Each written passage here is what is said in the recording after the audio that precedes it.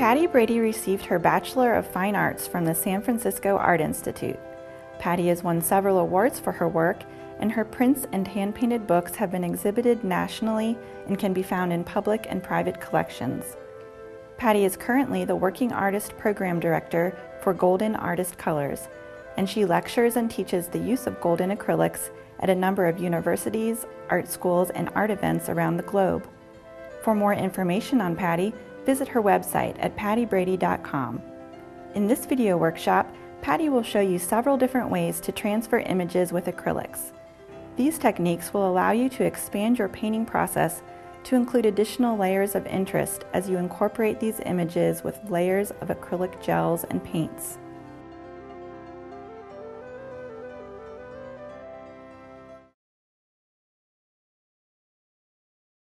Okay, so now I'm going to start to pull up some little edges to test and see if it's ready to pull the paper off.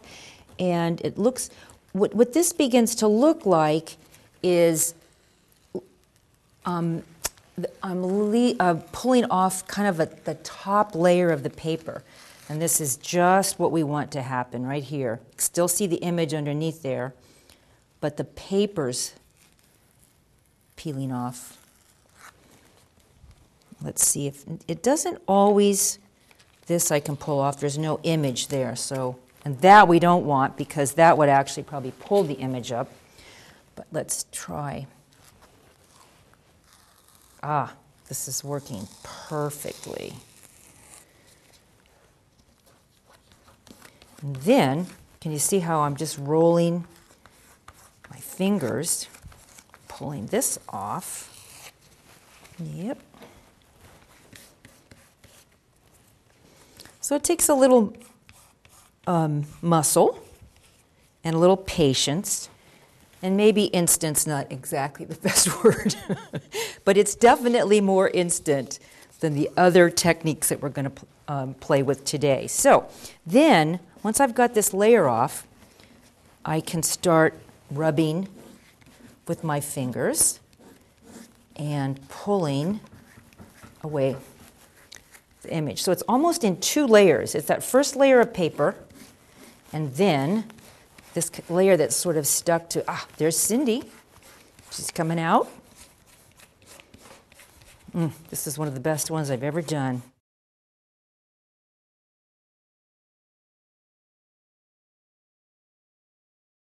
So now let's add even more variation to this technique of the direct transfer. This is a way that I like to work to encourage people to play and to try things. Think about this as a sample board, and you're working in 4 quadrants so that you can try a little bit, and you're not going to be so afraid of making a mistake when you know it's a sample board. So I've started out with that great Pyro Red. This is the Cobalt Teal mixed with a little bit of white. Pyro Red and Titanium White, and this is a really great color right here. This is actually stainless steel, and it actually gets its name from stainless steel because that's exactly what the pigment is. It really is a stainless steel, and it has a little bit of grit to it, which is really kind of fun. So now I'm going to start adding texture and more visual eye candy. I'm going to start out with making using a stencil to add some texture and some color. I'm going to use a heavy gel matte. Again, I want a gel that has some stiffness so that when it goes through the stencil that it creates a nice little bump or edge. And I'm going to use a little bit of the manganese blue. And this gel, remember, is going to dry somewhat translucent, but I'd like to add a little bit of white because I want it to be more of an opaque polka dot. Mix those together. Doesn't take a lot of gel because it's just small little dots on here. And if you're really one of those careful people, you can tape this down, but I just hold it and like to get some gel out on the surface and then get my trusty color shaper. I love these for using stencils or scraping gels or paint. You can use, credit cards and all those sorts of things, but this has a nice little spring to it, which is really nice. It has a nice give.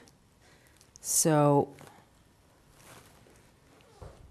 there's my stencils. And I don't mind, it actually squished through there to make these great little halos. So wipe this off. And we'll move to our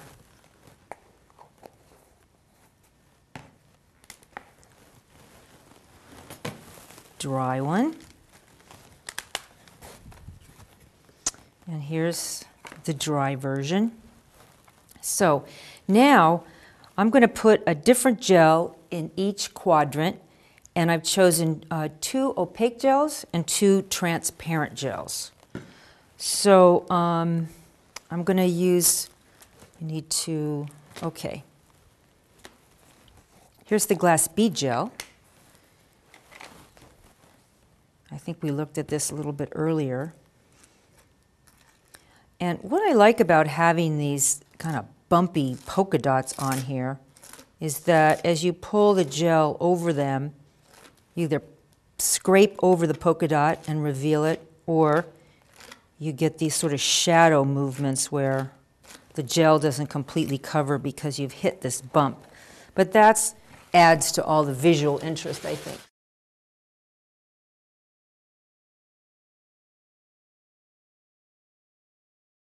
So I'm going to use the iridescent bright gold, which is this gorgeous color, and the iridescent copper.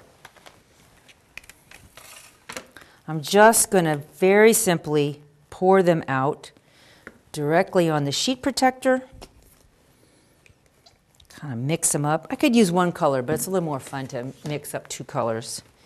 And again, I'm just going to use my color shaper and just pretend that you're making. You want to think about that this is going to be like a piece of paper. So